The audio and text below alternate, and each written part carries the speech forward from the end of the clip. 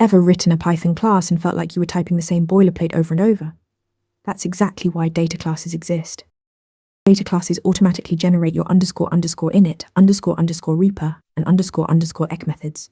With a regular class, you'd write 20 lines of repetitive code just to initialize, print, and compare objects. With a data class, Python does all that for you. Just add the @dataclass decorator and define your fields. The boilerplate disappears. Data classes also enforce type hints right in the field declarations. Instead of documenting types in docstrings or hoping developers remember, your fields are explicitly typed. Name is a string, age is an integer, active is a boolean. This gives you better IDE support, catches type errors early, and makes your code self-documenting.